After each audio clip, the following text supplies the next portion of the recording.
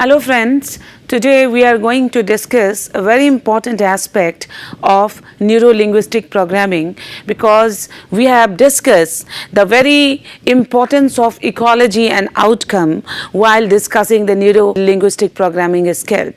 So today we are going to discuss negotiation and persuasion, for which neuro-linguistic programming is almost a kind of remedy. Let us start with the persuasion. What is persuasion? Because it is very important to know the aptest definition of persuasion. Persuasion is the communication process of getting someone to do something by convincing him that it is the logical and reasonable thing to do. Neuro-linguistic programming is a programming process that enhances, enriches the personality, and of course through the effective communication. So, persuasion is the communication process of getting someone to do something by convincing him that it is the logical and reasonable thing to do. Scholars have defined persuasion in different ways. Persuasion, according to communication scholar, is a communication process in which the communicator seeks to elicit a desired response from his receiver, a conscious attempt by one individual to change the attitudes, beliefs, or behavior of another individual or group of individuals through transmission of some message. A symbolic activities whose purpose is to effect the internalization of voluntary acceptance of new cognitive states or patterns of overt behavior through the exchange of message. We are still discussing the various definition of persuasion given by a scholar of communication. As he said, a successful intentional effort at influencing another's mental state through communication in a circumstance in which the persuadee has some measure of freedom. Combining these definitions, now we have persuasion is a symbolic process in which communicators try to convince other people to change their attitudes or behavior regarding an issue through the transmission of a message in an atmosphere of free choice. There are 5 components of definition. If we go deep into these definitions of persuasion, the first is, out of 5, the first is persuasion is a symbolic process. Now let us start from the symbolic process. It takes time, consists of a number of steps, and actively involves the recipient of the message. As in communication, we have sender, we have receiver, and then the feedback. So similarly, even in persuasion, it actively involves the recipient of the message. Many assume that persuasion is like a boxing match won by the fiercest competitor because the kind of discussion tussle. In fact, persuasion is different. It is more like teaching than boxing. Think of a persuader as a teacher, moving people step by step to a solution, helping them appreciate why the advocated position solves the problem best. Persuasion also involves the use of symbol with messages transmitted primarily through language with its rich cultural meanings. Symbols include words like freedom, justice, and equality, non-verbal signs like the flag, a star of David or Holy Cross, and images that are instantly recognized and processed like the Nike shoes or McDonald's golden arches. Symbols are persuaders' tools harnessed to change attitude and mold opinions. Persuasion involves an attempt to influence. Because we have discussed ecology and the power of influence. So when we talk of persuasion or negotiation, influence does play a vital role. So persuasion does not automatically or inevitably succeed. Like companies that go out of business soon after they open, persuasive communications often fail to reach or influence their targets. However, persuasion does involve a deliberate attempt to influence another person. The persuader must intend to change another individual's attitude or behavior and must be aware, at least at some level, that she is trying to accomplish this goal. For this reason, it pushes the envelope to say that very young children are capable of persuasion. True, a mother responds to an infant's cry for milk by dashing to the refrigerator or lending her breast if that's her feeding preference. Yes, we have all shopped in toy stores and watched as 2-year-old point to toys seen on television and scream, "I want that." And we have been witness to the pitfall side of parents who pride themselves on being competent professionals, helplessly yielding to prevent any further embarrassment. Yet, the baby's cry for milk and the toddler's demand for toys do not qualify as persuasion. This is very important point to think. Actually, what is persuasion? These youngsters have not reached the point where they are aware that they are trying to change another person's mental state. Their actions are better described as coercive social influence than persuasion. In order for children to practice persuasion, they must understand that other people can have desires and beliefs, recognize that the persuadee has a mental state that is susceptible to change, demonstrate a primitive awareness that they intend to influence another person, and realize that the persuadee has a different perspective than they do, even if they cannot put all this into words. As children grow, they appreciate these things, rely less on coercive social influence attempts than on persuasion, and develop the ability to persuade others more effectively.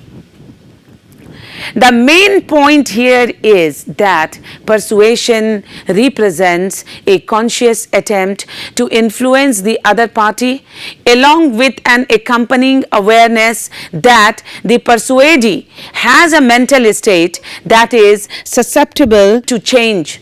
It is a type of social influence. Social influence is the broad process in which the behavior of one person alters the thought or action of another.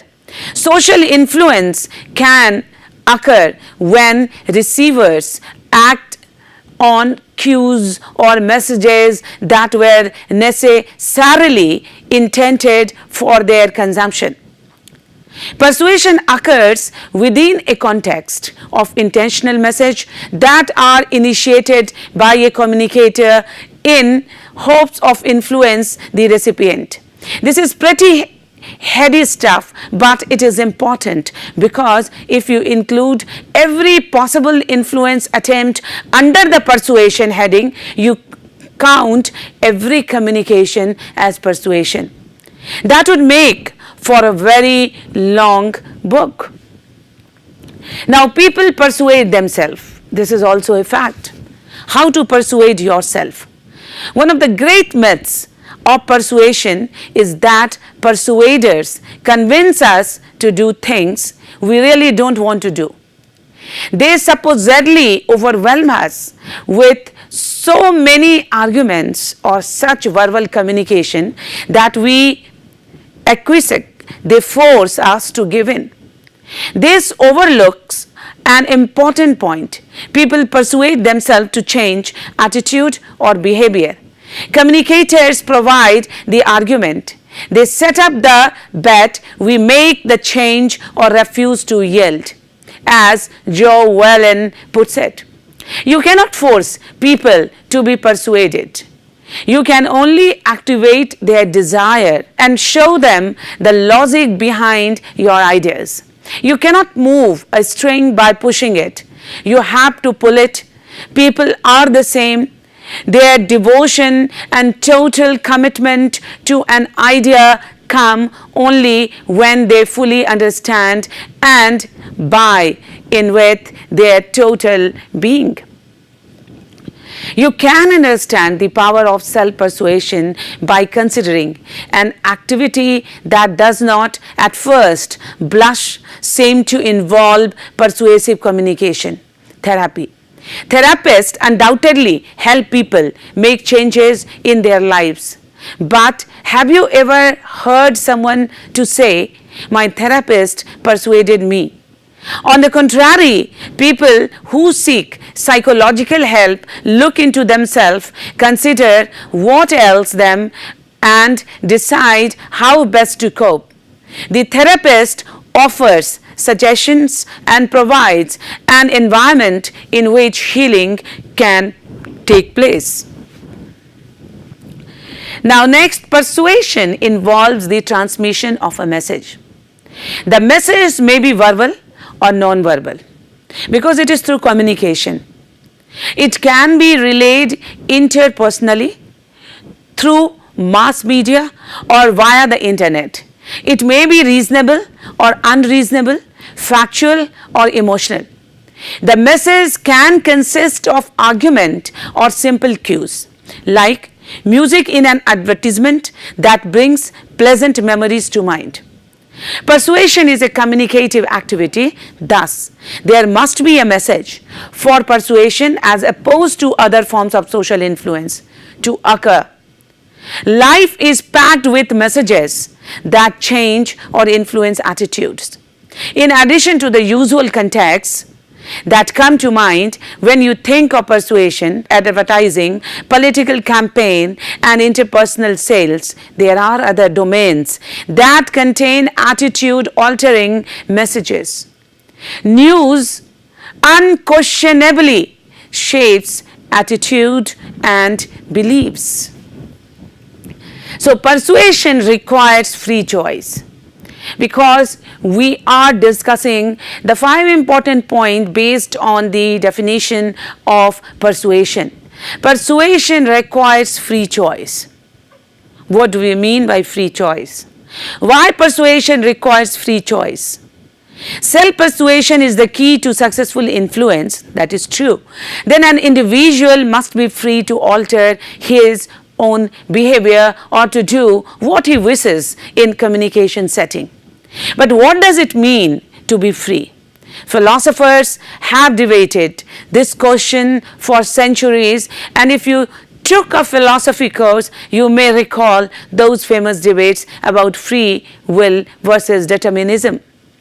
There are more than 200 definitions of freedom, and as we will see, it is hard to say precisely when coercion ends and persuasion begins. I suggest that a person is free when he has the ability to act otherwise. While discussing neuro-linguistic programming, you just recall that I discussed behavioral flexibility, a kind of freedom, a kind of openness. If we apply this to this persuasion, maybe to some extent it is applicable.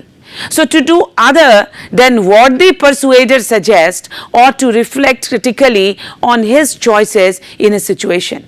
To know one's will, to know one's own desire, to know one's own consciousness. This is what persuasion requires: free choice. Otherwise, that will be morally unethical. That can be immoral, that can be unethical, not scientific. But if progress occurs, it is the client who makes the change, and it is the client who is responsible for making sure that she does not revert back to the old ways of doing things. Of course, not every self-persuasion is therapeutic. Self-persuasion can be benevolent or malevolent. An ethical communicator will plant the seeds of healthy self-influence.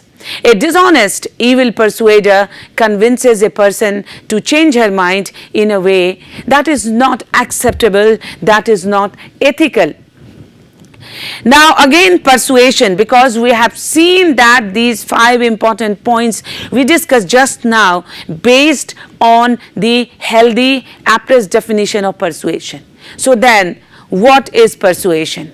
Moving by argument, entreaty or expostulation, reasoning earnestly to a belief, position or course of action. Dictionary, what does it mean?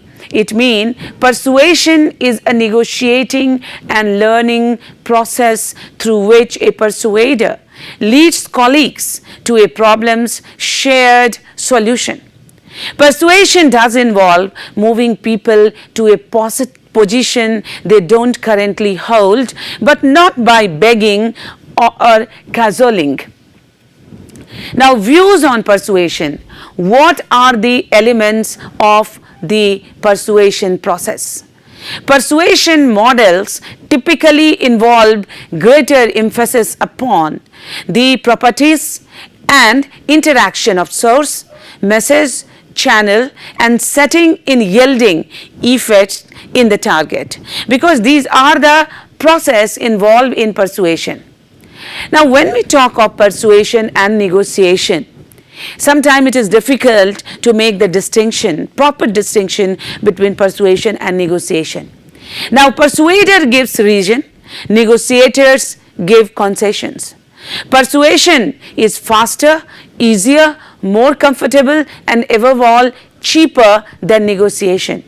The agreements you can't win through persuasion, you will have to negotiate with concession, and concessions are always expensive. Now, 4 essential steps in persuasion. What are those essential steps? Establish credibility. Now, what is established credibility? Second, frame for common ground. Third, provide evidence. And fourth, connect emotionally with your audience. Now, what is credibility? Earned over time, requires expertise, trustworthiness and relationship, need to be honest, competent and inspiring.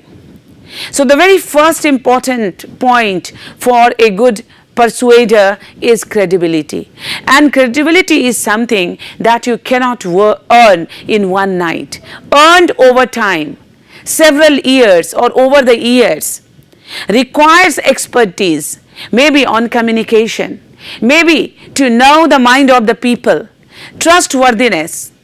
Your previous act should be so as to convince people regarding your honesty and relationship, what kind of relationship you maintain.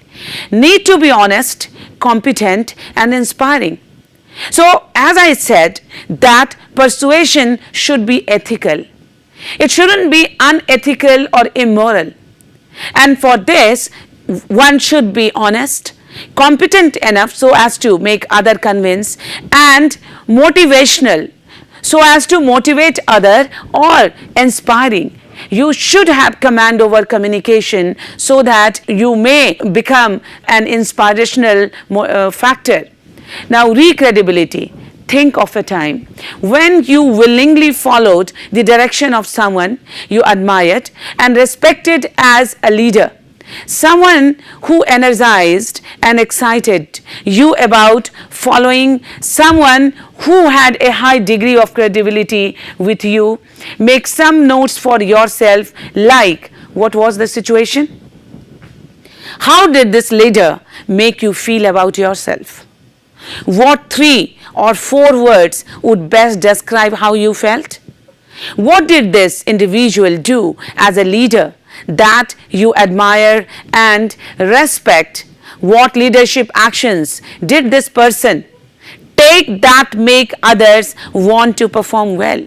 These are the exercises, questions you may ask to yourself. How people feel when working with admired leader? Valued, motivated, inspired. Very true. If you feel or if you find someone who is an expert, who is very motivated, who is well educated, who is very inspirational, then how you feel?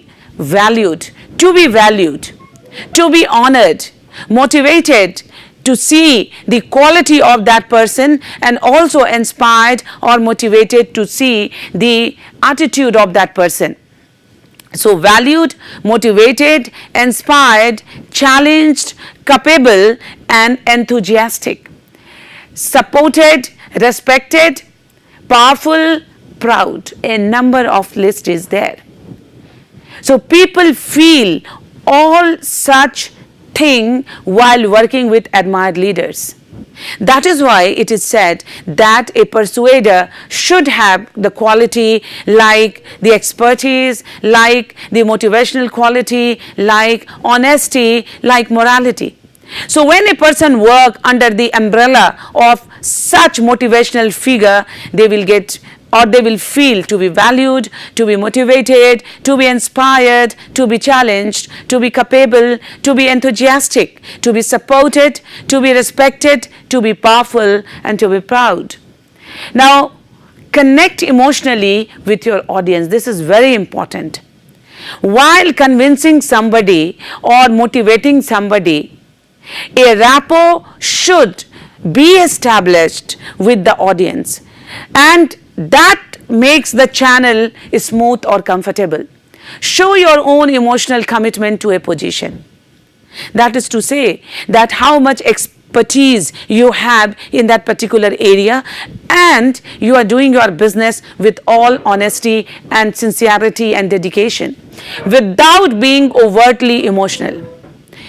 I will be discussing emotionality also, how to control one's emotion and how to maintain self-regulation. That is also very important aspect of neuro-linguistic programming, because I must say that there is no place for emotion in a professional world. So without being overtly emotional, align your emotional approach with your audience. This requires dialogue with individuals involved. Get beyond your frame of reference to theirs. Now, this such quality that show your own emotional commitment to a position, that will show your honesty. Without being overtly emotional means you are balanced. You are not prejudiced, you are not biased. Align your emotional approach with your audience. So in a different way, you make yourself balanced while dealing with your audience, that is to say, to establish rapport. This requires dialogue with individuals involved, and you give importance to the audience to maintain the dialogue. Get beyond your frame of reference to there. You cannot force someone as per your desire or choice. So you come out of the frame. Frame means your mental quality or your mental outline. Some ways not to persuade. Upfront hard sell. Upfront hard sell means that you just impose yourself on the audience. That is really not acceptable. Then resist compromise. Discussion, communication, negotiation, persuasion, ecology, influence, this is all based on compromise. Compromise, so resist compromise is not healthy. Then rely only on presenting great argument. Argument and discussion, these two are different things. Argument is a kind of attitude where you want to prove always high, and discussion where you give some room to other to accommodate others' idea too. So rely only on presenting great arguments. Then stay fixed in your frame of reference.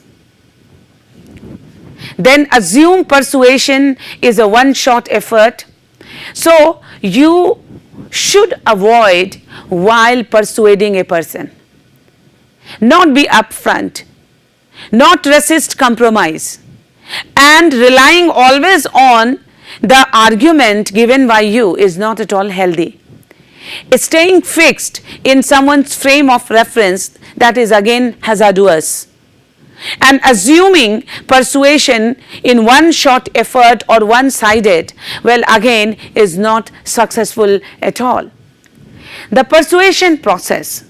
This process focuses upon three variables which become interrelated in the persuasion process. First is source, second is message, the third one is target. So what is the source? The source is the originator of the given persuasion attempt.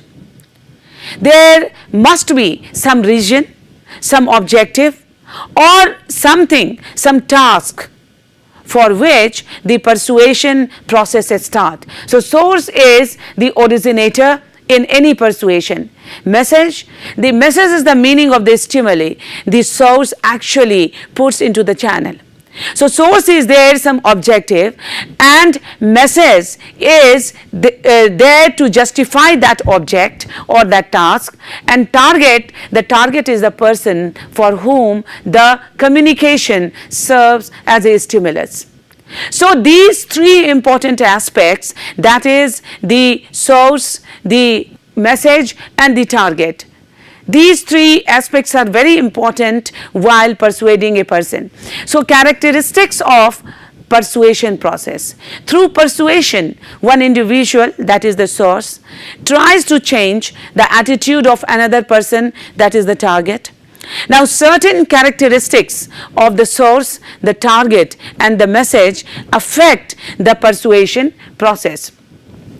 Target characteristic. Individuals differ widely in their sensitivity to persuasion. Managers must recognize these differences and realize that their attempts to change attitudes may not receive universal acceptance. Message characteristics. Messages that are obviously designed to change the target's attitude may be met with considerable negative reaction. Less threatening approaches are less likely to elicit negative reactions. Now this is the diagram I would like to draw on the board, because this is the cognitive resource to persuasion, and while drawing on the board you can understand better that cognitive resources to persuasion.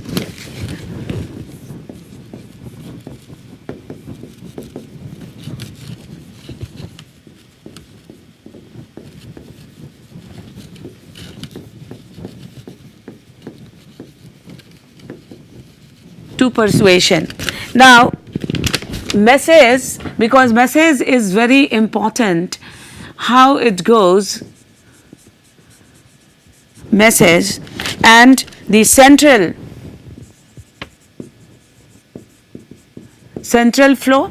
You see, the cognitive resources means you have to hit the very mental condition of a person. So there are two different types of flow, the central flow and how it moves. It moves that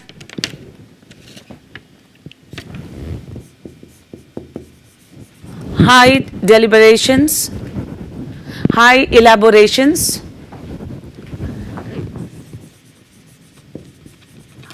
high elaboration, then the careful processing,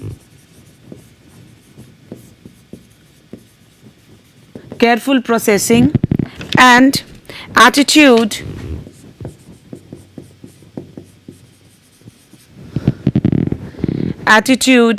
change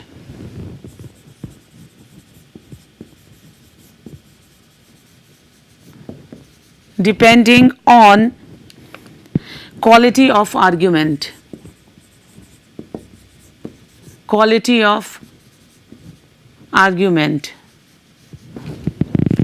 Now you see that central flow is this high elaboration, because cognitive you are going to hit the mental status of a person, high elaboration, then it is very careful processing, and then attitude change depending on the quality of argument. This is what I was telling you, that the argument should be based on the ethical region, the ethical background. Then it is the peripheral flow, peripheral route, you can say, low elaboration,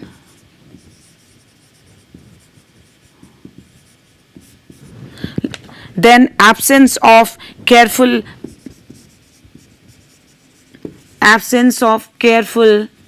processing, then attitude change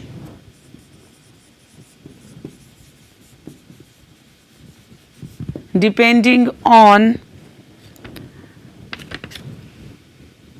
the characteristics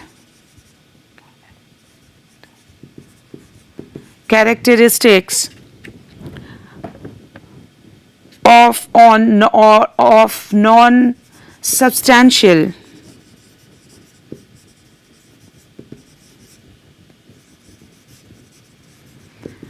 aspect of the message. Now see, this is the cognitive route to persuasion, and the central flow or the central route, you can say, this goes like high elaboration. How you take up the discussion or the argument, then careful processing, because you have to impress upon the other mind.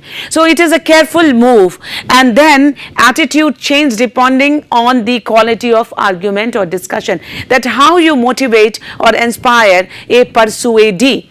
And then the peripheral route, low elaboration, that is to say that you don't have expertise and you are unable to elaborate the subject. Absence of careful processing, and there is no careful processing, very in a casual way, haphazard way. Attitude change depending on the characteristics of non-substantial aspect of the message. That is to say that there is no substantial message while discussing the persuasion, the very aspect of persuasion. Well, here friend, I would like to stop, and in the next lecture I am going to start with the persuasion again leading to negotiation. Thank you very much.